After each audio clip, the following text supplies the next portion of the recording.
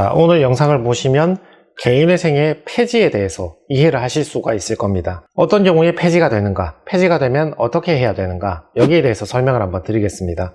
일단 첫 번째로 폐지의 의미에 대해서 설명을 드릴 건데, 기각하고 폐지는 다르죠. 법원에서 개인회생 요건을 갖추고 있는지 심사를 했는데 이 사람이 개인회생을 할 요건 자체가 안 돼. 예를 들면 직업이 없는 사람입니다. 그러면 개인회생을 개시결정해주지 않고 바로 기각결정을 내립니다. 개인회생을 안 해주겠다 이 말이죠. 폐지결정은 개인회생 개시결정은 해준 겁니다. 직업도 있고 청산가치 보장도 되고 조건이 다 되니까 개인회생 개시결정은 해줬는데 그 뒤에 다른 사정에 의해서 3년 변제기간 완주를 하지 못하고 가운데 절차가 폐지가 됐다, 그런 뜻입니다. 두 번째는 폐지의 원인, 폐지는 왜 일어나는가? 채무자회생법 제620조, 제621조 등에 보면 규정이 되어 있는데요. 첫 번째 이유는 채권자 집회기일 불출석입니다. 여러분 신청해서 요건을 검토받고 그 다음에 개시결정을 받잖아요. 그 다음에 채권자 집회기일에 한번 출석하고 그 다음에 인가결정을 받는단 말이죠. 채무자가 채권자한테 자기의 변제계획안에 대해서 설명을 하고 질문을 받을 말할 기회를 줘야 된단 말이죠. 근데 채무자가 채권자 집회기일에 출석하지 않았다. 그러면 폐지가 되는 거죠.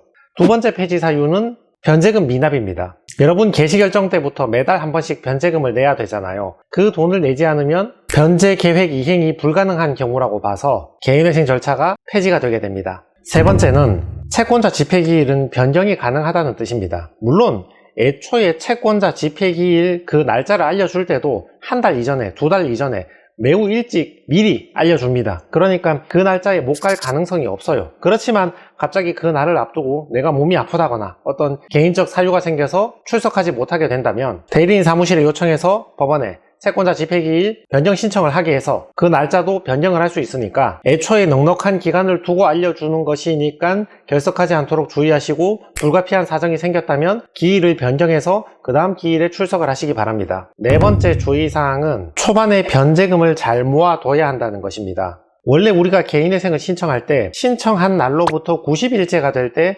1회 변제금을 납부하는 걸로 설정을 하거든요. 뭐 이런 것까지 자세하게 아실 필요는 없는데 단순화해서 설명을 드리면 여러분 변제금이 월 50만원이라고 가정을 했을 때요, 개시결정이 제때 나와주면 1회 변제기일에 50만원만 내고 2회에 50만원 내면 되는데 개시결정이 늦게 나오는 경우에는 1회 변제기일에 두세 번의 변제금을 몰아서 100만원이나 150만원을 내고 그 다음 변제기일부터 50만원씩 내야 되는 경우가 있단 말이죠. 그 이유가 맨 처음에 신청할 때 신청한 날로부터 90일째 되는 날 1월 1일에 신청하면 3월 30일에 여러분이 1회 변제금을 내는 걸로 시작을 하는데 개시결정이 4월 말, 5월 말, 6월 말로 늦게 나와버리면 이 연기되는 4, 5, 6월 동안은 여러분은 개시결정을 못 받아서 법원에 변제금을 납부해야 할 가상계좌를 모르니까 변제금을 못 내고 있잖아요. 그러니까 그게 개시결정이 늦게 나오면 한꺼번에 몰아내는 경우가 있단 말이죠. 아주 간단합니다. 여러분은 신청 때부터 이자나 카드 값을 안 내시잖아요. 그 돈을 성실하게 잘 모아두셨다가 개시결정이 늦게 나오면 한꺼번에 변제금을 내면 되고 제때에 나와주면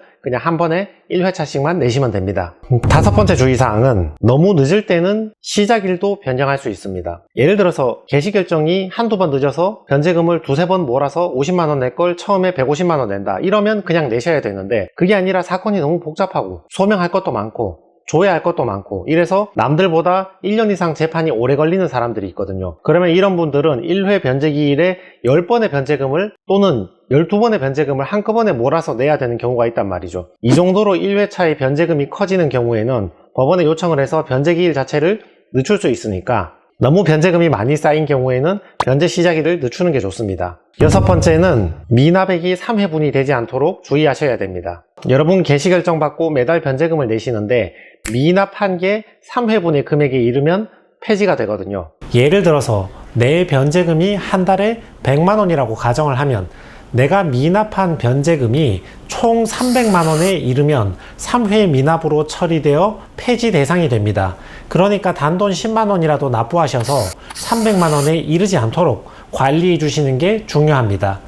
일곱 번째는 폐지 예정 통지서입니다. 방금 말씀드렸듯이 3회분을 미납하면 폐지를 하는 게 맞는데 법원에서 그럴 권한이 있는데, 그러나 법원에서는 폐지 예정 통지서라는 것을 친절하게 발송을 해주고 그 사람이 변제를 하게끔 유도를 하거든요. 냉정하게 바로 폐지하는 경우보다는 진술서를 한번 제출할 수 있게 하니까, 그러니까 폐지 예정 통지서를 받은 분들은 내가 어떤 식으로 계획을 해서 변제를 하겠다고 진술서를 법원에 제출하고 밀려있는 대금을 납부하면 폐지를 막을 수 있으니까 주의하시기 바랍니다. 8번째 주의사항은 즉시 항고를 하라는 것입니다. 방금 전에 말씀드렸듯이 폐지 예정 통지서를 받고도 진술서를 내지 않고 돈을 내지 않아서 폐지가 된 경우에는 그러면 다 끝난 것입니까? 아닙니다.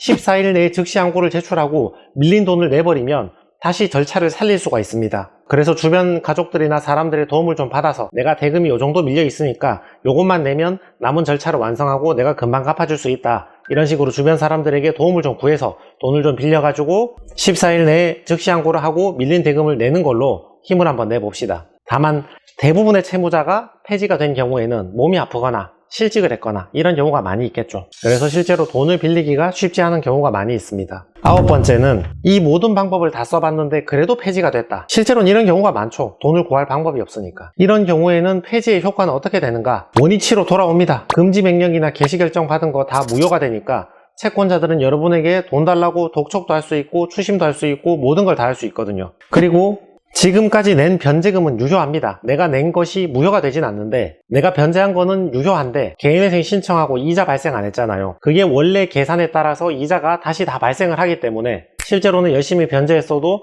다시 발생한 이자도 만만치 않기 때문에 전체 채무액은 생각보다 줄어있지 않은 경우도 많이 있습니다. 혹시 실직을 했다거나 몸이 아프다거나 이런 사정이 있으시다면 그냥 이번에는 깔끔하게 파산을 해서 채무 전액을 탕감받는 것도 한번 고려해 보실 만합니다.